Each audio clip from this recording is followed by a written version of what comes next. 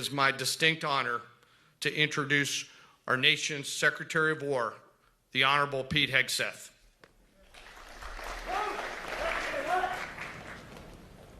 Thank you, Mr. Chairman. Sure. Thank you. Please take your seats.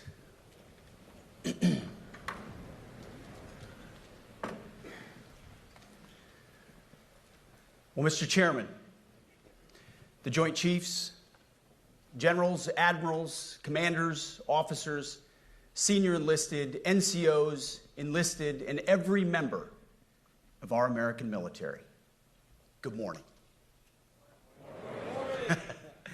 Good morning, and welcome to the War Department, because the era of the Department of Defense is over. You see, the motto of my first platoon was, "Those who long for peace must prepare for war." This is, of course, not a new idea. This crowd knows that. The origin dates to the 4th century Rome and has been repeated ever since, including by our first commander-in-chief, George Washington, the first leader of the War Department. It captures a simple yet profound truth. To ensure peace, we must prepare for war. From this moment forward, the only mission of the newly restored Department of War is this: warfighting, preparing for war and preparing to win, unrelenting and uncompromising in that pursuit. Not because we want war, no one here wants war, but it's because we love peace. We love peace for our fellow citizens.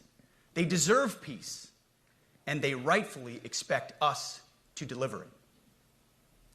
Our number one job, of course, is to be strong so that we can prevent war in the first place. The president talks about it all the time. It's called peace through strength. And as history teaches us, the only people who actually deserve peace are those who are willing to wage war to defend it. That's why pacifism is so naive and dangerous. It ignores human nature and it ignores human history. Either you protect your people and your sovereignty, or you will be subservient to something or someone. It's a truth as old as time. And since waging war is so costly in blood and treasure, we owe our republic a military that will win any war we choose, or any war that is thrust upon us.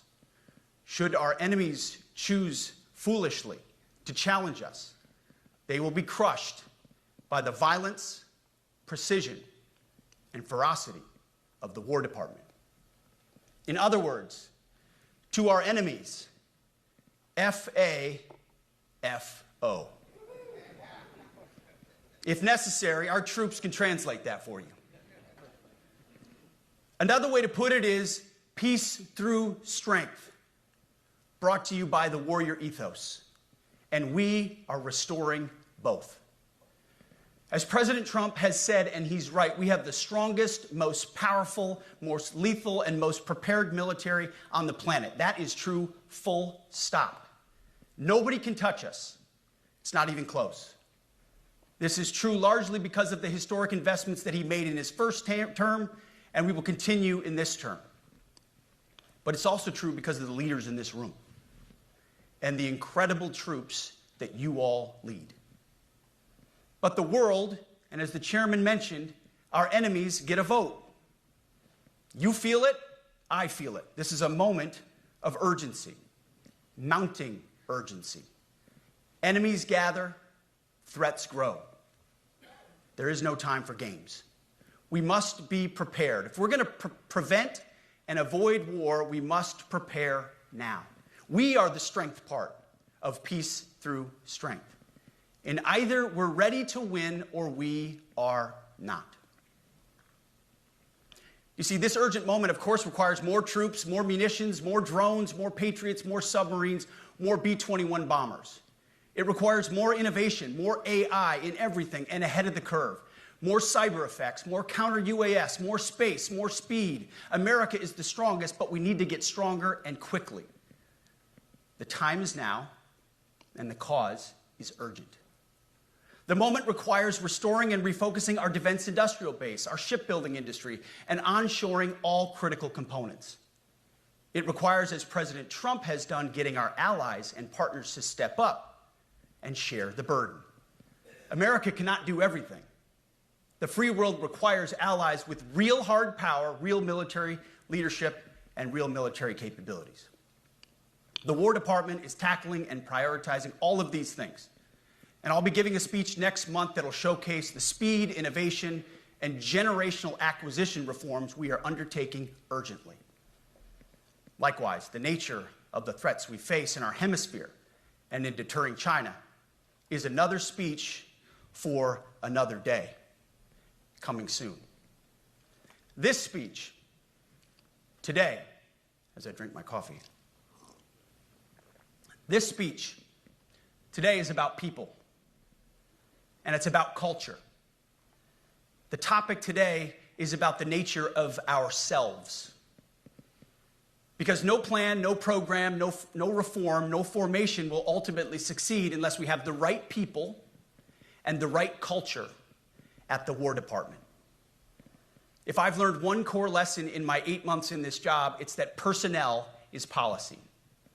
Personnel is policy. The best way to take care of troops is to give them good leaders committed to the warfighting culture of the department. Not perfect leaders, good leaders. Competent, qualified, professional, agile, aggressive, innovative, risk-taking, apolitical, faithful to their oath and to the Constitution.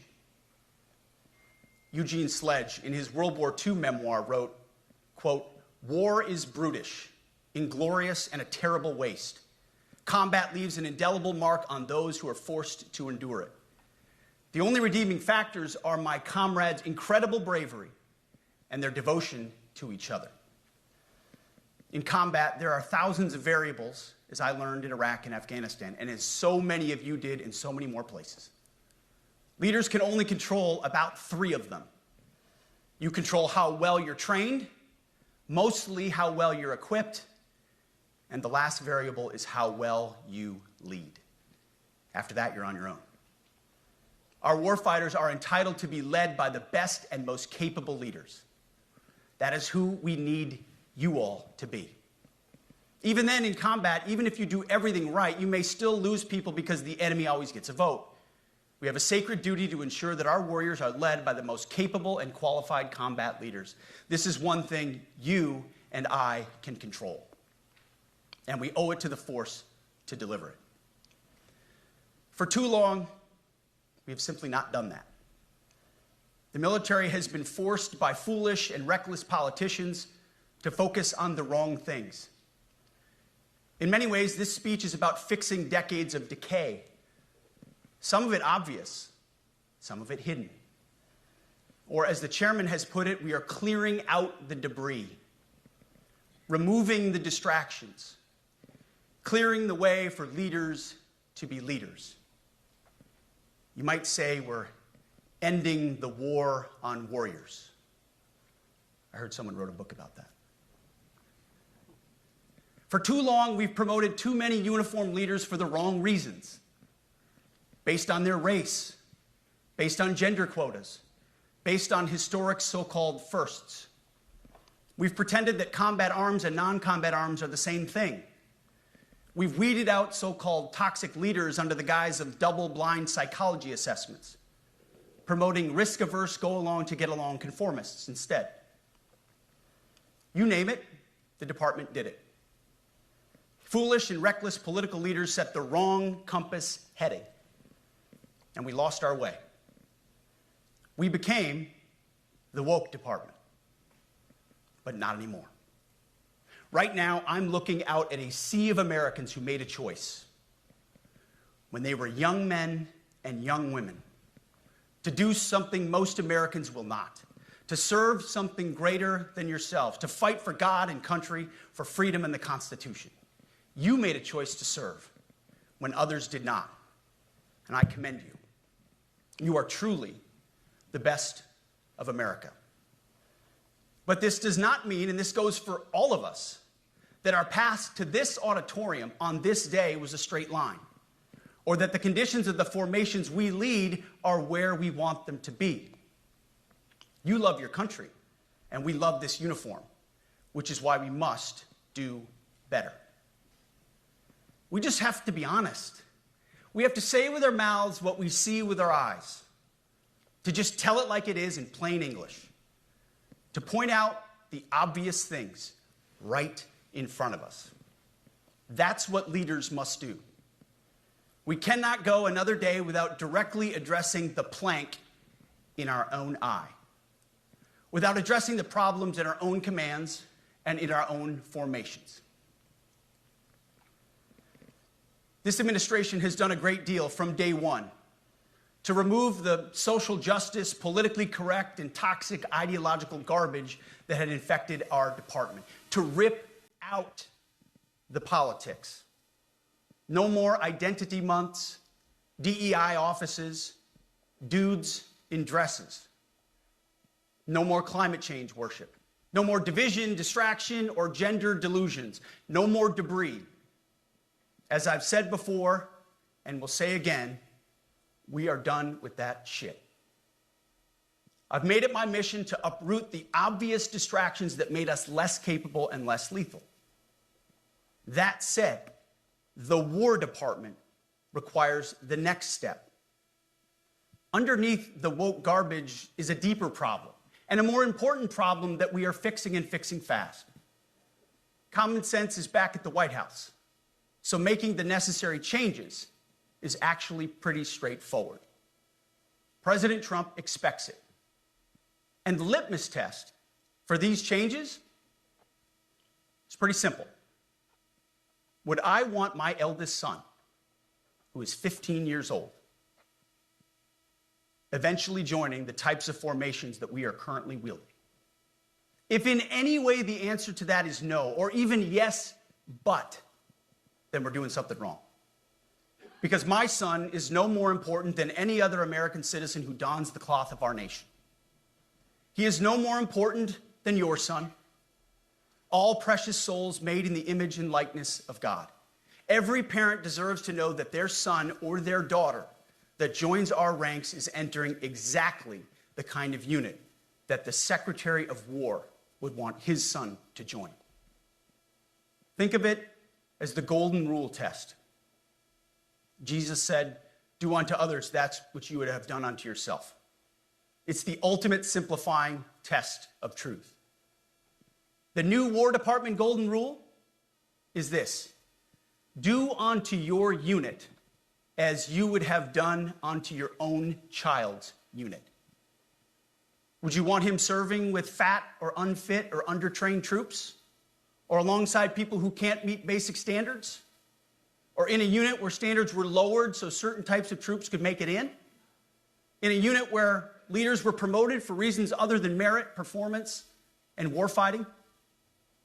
The answer is not just no, it's hell no. This means at the War Department, first and foremost, we must restore a ruthless, dispassionate, and common sense application of standards.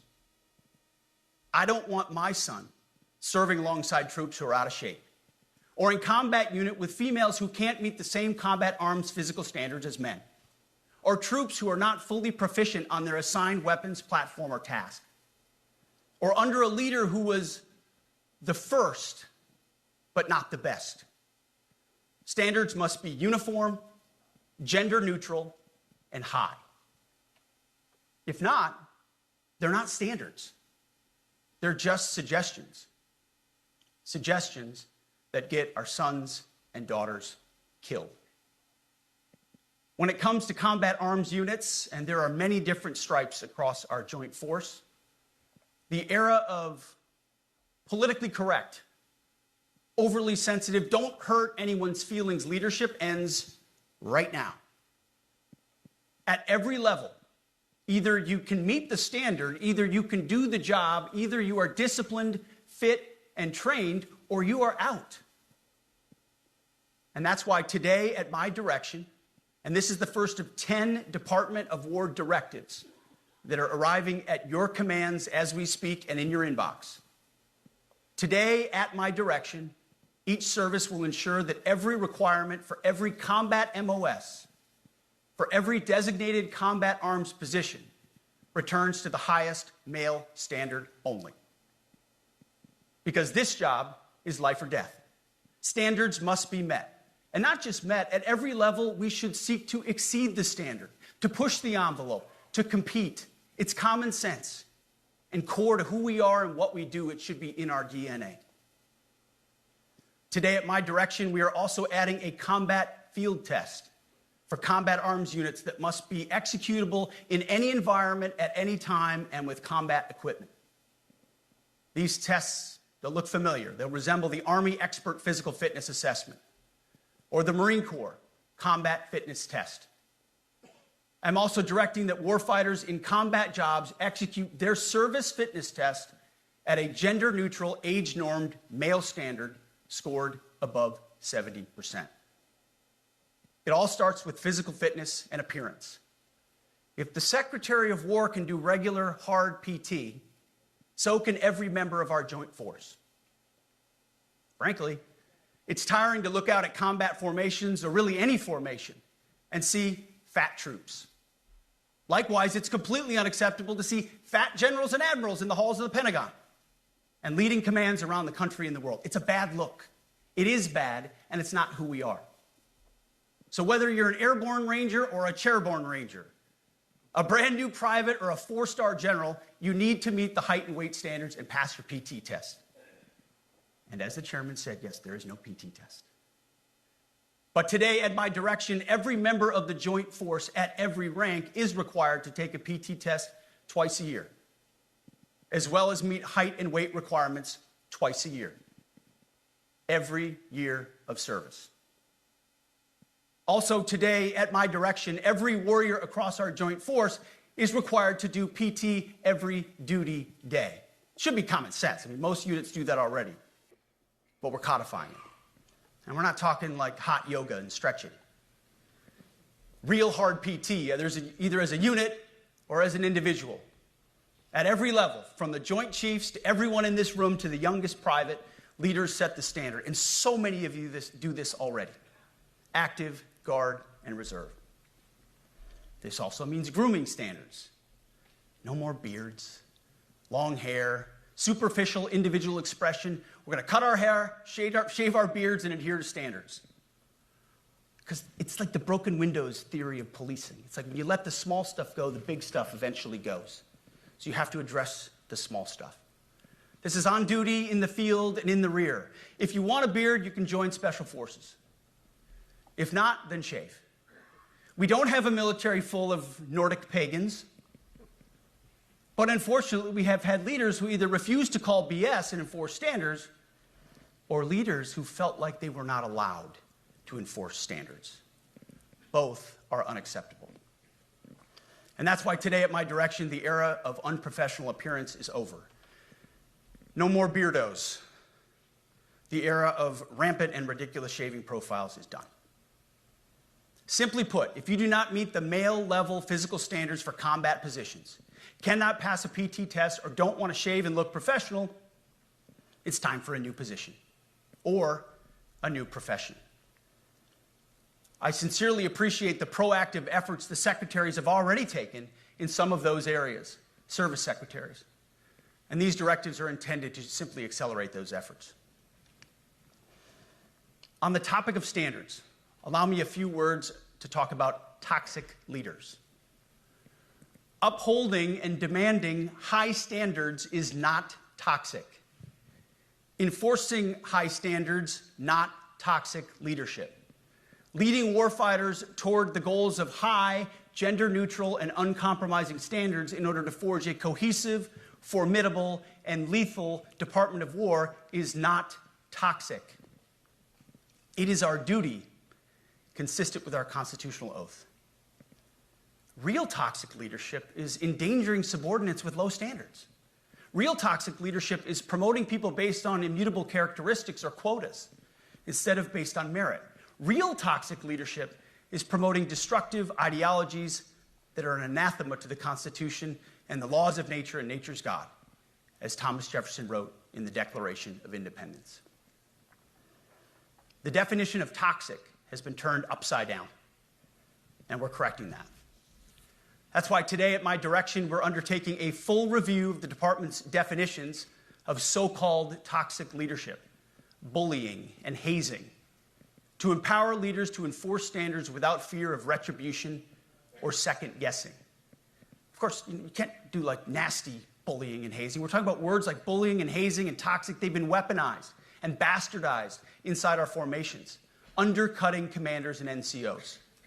No more. Setting, achieving, and maintaining high standards is what you all do. And if that makes me toxic, then so be it.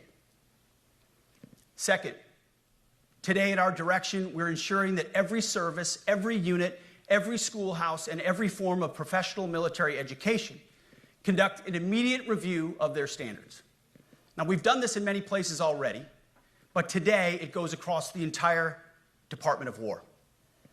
Any place where tried and true physical standards were altered, especially since 2015 when combat arms standards were changed to ensure females could qualify, must be returned to their original standard. Other standards have been manipulated to hit racial quotas as well, which is just as unacceptable. This too must end. Merit only. The president talks about it all the time, merit-based. Here are two basic frameworks I urge you to pursue in this process. Standards I call, my staff's heard all about them, the 1990 test and the E6 test. The 1990s test is simple. What were the military standards in 1990? And if they have changed, tell me why. Was it a necessary change based on the evolving landscape of combat? Or was the change due to a softening, weakening, or gender-based pursuit of other priorities? 1990s seems to be as good a place to start as any. And the E6 test. Ask yourself, does what you're doing make the leadership, accountability, and lethality efforts of an E6, or frankly an O3, does it make it easier or more complicated? Does the change empower staff sergeants, petty officers, and tech sergeants to get back to basics? The answer should be a resounding yes. The E6 test, or O3 test, clarifies a lot, and it clarifies quickly. Because war does not care if you're a man or a woman. Neither does the enemy. Nor does the weight of your rucksack, the size of an artillery round, or the body weight of a casualty on the battlefield who must be carried. This, and I want to be very clear about this is not about preventing women from serving. We very much value the impact of female troops. Our female officers and NCOs are the absolute best in the world. But when it comes to any job that requires physical power to perform in combat, those physical standards must be high and gender neutral. If women can make it, excellent. If not, it is what it is. If that means no women qualify for some combat jobs, so be it. That is not the intent, but it could be the result, so be it. It will also mean that weak men won't qualify because we're not playing games. This is combat. This is life or death. As we all know, this is you versus an enemy hell-bent on killing you. To be an effective, lethal fighting force, you must trust that the warrior alongside you in battle is capable, truly physically capable of doing what is necessary under fire. You know this is the only standard you would want for your kids and for your grandkids. Apply the War Department Golden Rule, the 1990 test, and the E6 test, and it's really hard to go wrong. Third, we are attacking and ending the walking on eggshells and zero defect command culture. A risk-averse culture means officers execute not to lose instead of to win. A risk-averse culture means NCOs are not empowered to enforce standards. Commanders and NCOs don't take necessary risks or make tough adjustments for fear of rocking the boat or making mistakes. A blemish-free record is what peacetime leaders covet the most, which is the worst of all incentives. We as senior leaders need to end the poisonous culture of risk aversion and empower our NCOs at all levels to enforce standards. Truth be told, for the most part, we don't need new standards. We just need to reestablish a culture where enforcing standards is possible. And that's why today at my direction, I'm issuing new policies that will overhaul the IG, EO, and MEO processes. I call it the No More Walking on Eggshells policy. We are liberating commanders and NCOs. We are liberating you. We are overhauling an inspector general process, the IG, that has been weaponized, putting complainers, ideologues, and poor performers in the driver's seat. We're doing the same with the equal opportunity and military equal opportunity policies, the EO and MEO at our department. No more frivolous complaints, no more anonymous complaints, no more repeat complainants, no more smearing reputations, no more endless waiting, no more legal limbo, no more sidetracking careers, no more walking on eggshells. Of course, being a racist has been illegal in our formation since 1948. The same goes for sexual harassment. Both are wrong and illegal. Those kinds of infractions will be ruthlessly enforced. But telling someone to shave or get a haircut or to get in shape or to fix their uniform or to show up on time or to work hard, that's exactly the kind of discrimination we want. We are not civilians. You are not civilians. You are set apart for a distinct purpose. So we, as a department, need to stop acting and thinking like civilians and get back to basics and put the power back in the hands of commanders and NCOs. Commanders and NCOs who make life and death decisions. Commanders and NCOs who enforce standards and ensure readiness. Commanders and NCOs who, in this War Department, have to look in the mirror and have to pass the golden rule test. My kids, your kids, America's sons and daughters. So I urge you all here today and those watching, take this guidance and run with it. The core of this speech is the 10 directives we're announcing today.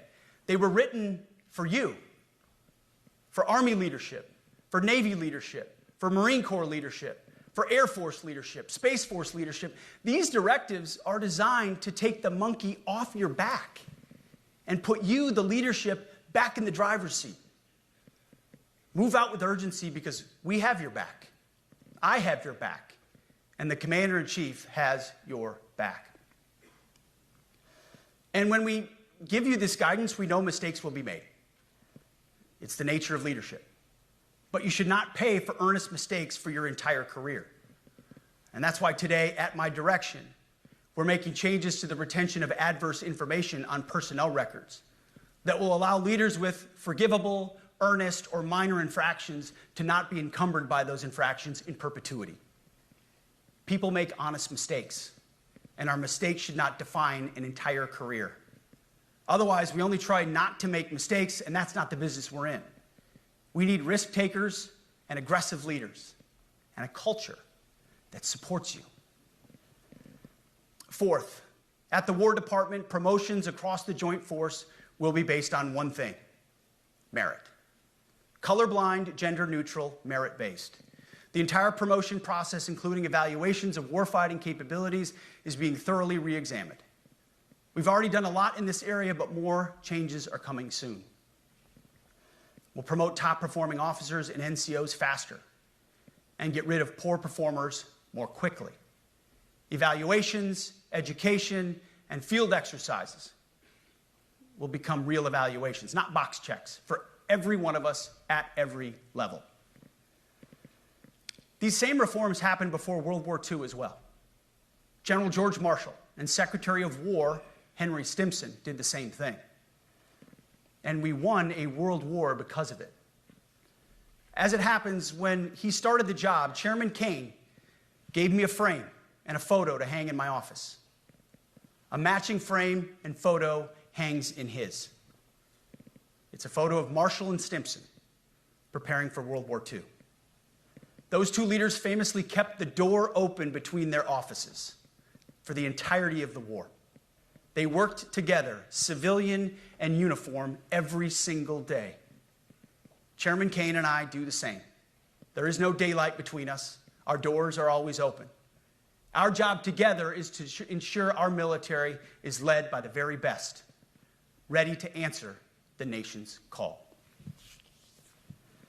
Fifth, as you have seen, and the media has obsessed over, I have fired a number of senior officers since taking over. The previous chairman, other members of the Joint Chiefs, combatant commanders, and other commanders. The rationale for me has been straightforward. It's nearly impossible to change a culture with the same people who helped create or even benefited from that culture, even if that culture was created by a previous president and previous secretary. My approach has been simple.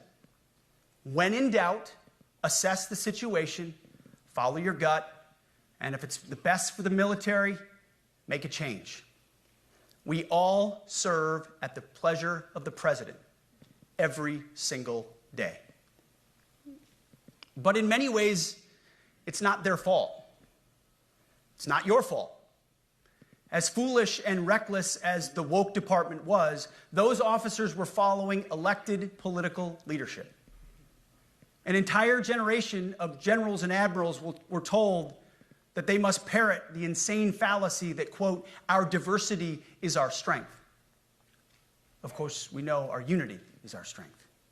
They had to put out dizzying DEI and LGBTQI+ statements.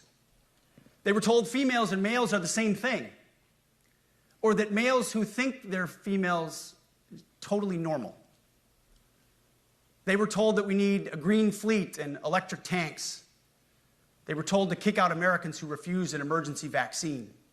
They followed civilian policies set by foolish and reckless political leaders.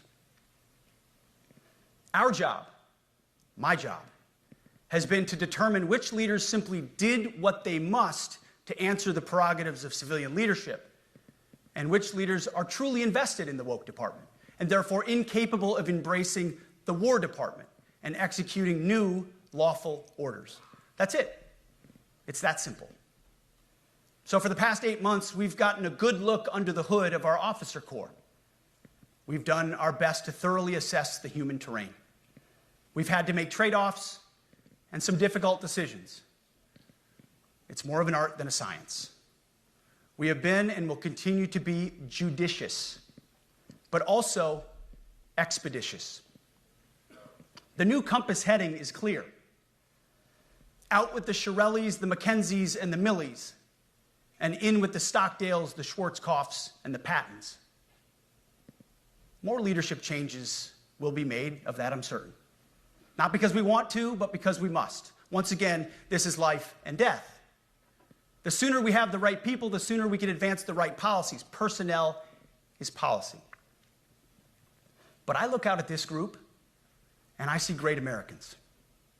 Leaders who have given decades to our great republic, at great sacrifice to yourselves and to your families.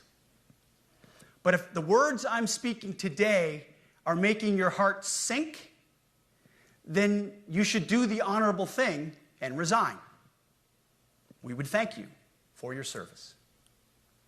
But I suspect, I know, the overwhelming majority of you feel the opposite. These words make your hearts full. You love the War Department because you love what you do, the profession of arms.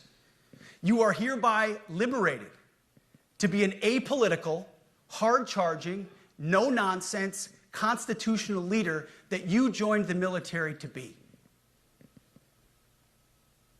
We need you locked in on the M, not the D, the E, or the I, not the DEI or the DIE of dime. By that I mean the M, military, of the instruments of national power.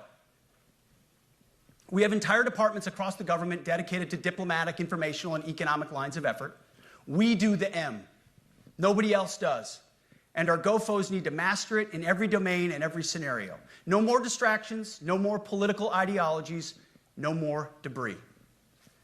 Now, of course, we're going to disagree at times. We would not be Americans if we didn't. Being a leader in a large organization like ours means having frank conversations and differences of opinion. You will win some arguments, and you will lose some arguments. But when civilian leaders issue lawful orders, we execute. We are professionals in the profession of arms. Our entire constitutional system is predicated upon this understanding. Now, seems like a small thing, but it's not. This includes as well the behavior of our troops online. To that end, I want to thank and recognize the services for their new proactive social media policies. Use them. Anonymous, online, or keyboard complaining is not worthy of a warrior. It's cowardice masquerading as conscience. Anonymous, unit-level social media pages that trash commanders, demoralize troops, and undermine unit cohesion must not be tolerated. Again, O3s, E6s. Sixth, we must train and we must maintain. Any moment that we are not training on our mission or maintaining our equipment is a moment we are less prepared for preventing or winning the next war. That is why today, at my direction, we are drastically reducing the ridiculous amount of mandatory training that individuals and units must execute. We've already ended the most egregious.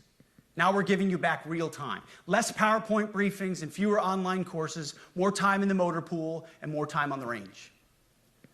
Our job is to make sure you have the money, equipment, weapons, and parts to train and maintain, and then you take it from there. You all know this because it's common sense. The tougher and the higher the standards in our units, the higher the retention rates in those units. Warriors want to be challenged. Troops want to be tested. When you don't train and you don't maintain, you demoralize. And that's when our best people decide to take their talents to the civilian world. The leaders who created the woke department have already driven out too many hard chargers. We reverse that trend right now. There is no world in which high-intensity war exists without pain, agony, and human tragedy. We are in a dangerous line of work. You are in a dangerous line of work. We may lose good people. But let no warrior cry out from the grave, "If only I had been properly trained." We will not lose warfighters because we failed to train or equip them or resource them. Shame on us if we do. Train like your warriors' lives depend on it, because they do. To that point, basic training is being restored to what it should be: scary, tough, and disciplined. We're empowering drill sergeants to instill healthy fear in new recruits, ensuring that future warfighters are forged. Yes, they can shark attack, they can toss bunks, they can swear, and yes, they can put their hands on recruits. This does not mean they can be reckless or violate the law, but they can use tried and true methods to motivate new recruits, to make them the warriors they need to be. Back to basics at basic as well. Of course, and you know this, basic training is not where mission readiness should end. The nature of the evolving threat environment demands that everyone, in every job, must be ready to join the fight if needed. A core credo of the Marine Corps is every Marine a rifleman. It means that everyone, regardless of MOS, is proficient enough to engage an enemy threat at sea, in the air, or in a so-called rear area. We need to ensure that every member of our uniformed military maintains baseline proficiency in basic combat skills, especially because the next war, like the last, will likely not have a rear area. Finally, as President Trump rightly pointed out when he changed the department name, the United States has not won a major theater war since the name was changed to the Department of Defense in 1947. One conflict stands out in stark contrast: the Gulf War. Why? Well, there's a number of reasons, but it was a limited mission with overwhelming force and a clear end state. But why did we execute and win the Gulf War the way we did in 1991? There's two overwhelming reasons. One was President Ronald Reagan's military buildup gave an overwhelming advantage. And two, military and Pentagon leadership had previous formative battlefield experiences. The men who led this department during the Gulf War were mostly combat veterans of the Vietnam War. They said never again to mission creep or nebulous end states. The same holds true today. Our civilian and military leadership is chock full of veterans from Iraq and Afghanistan who say never again to nation building and nebulous end states. This clear-eyed view, all the way in the White House, combined with President Trump's military buildup, postures us for future victories if, and we will, and when we embrace the War Department. And we must. We are preparing every day. We have to be prepared for war, not for defense. We're training warriors, not defenders. We fight wars to win, not to defend. Defense is something you do all the time. It's inherently reactionary and can lead to overuse, overreach, and mission creep. War is something you do sparingly, on our own terms, and with clear aims. We fight to win. We unleash overwhelming and punishing violence on the enemy. We also don't fight with stupid rules of engagement. We untie the hands of our warfighters to intimidate, demoralize, hunt, and kill the enemies of our country. No more politically correct and overbearing rules of engagement. Just common sense, maximum lethality, and authority for warfighters. That's all I ever wanted as a platoon leader. And it's all my E6 squad leaders ever wanted, back to that E6 rule. We let our leaders fight their formations, and then we have their back.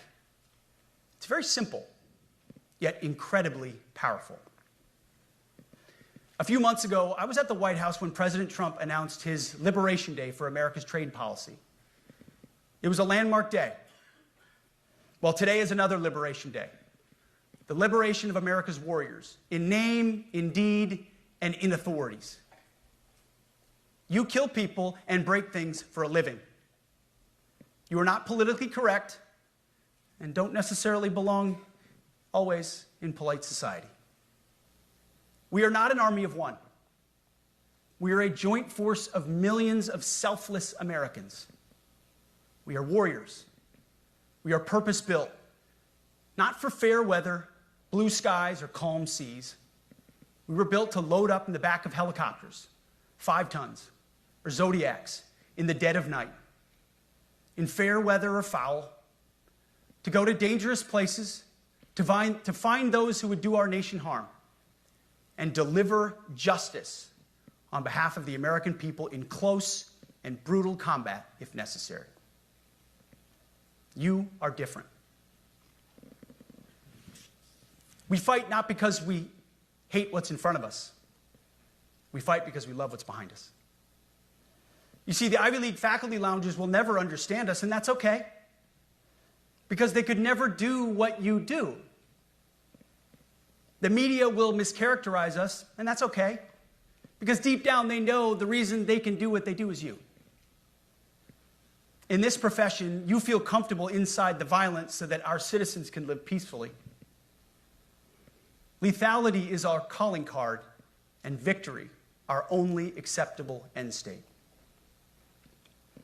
In closing, a few weeks ago, at our monthly Pentagon Christian prayer service, I recited a commander's prayer. It's a simple yet meaningful prayer for wisdom for commanders and leaders. I encourage you to look it up if you've never seen it. But the prayer, it ends like this. And most of all, Lord, please keep my soldiers safe. Lead them, guide them, protect them, watch over them. And as you gave all of yourself for me, help me give all of myself for them. And amen. I have prayed this prayer many times since I've had the privilege of being your secretary. And I will continue to pray this prayer for each of you as you command and lead our nation's finest. Go forth and do good things. hard things. President Trump has your back, and so do I. And you'll hear from him shortly. Move out and draw fire, because we are the War Department. Godspeed.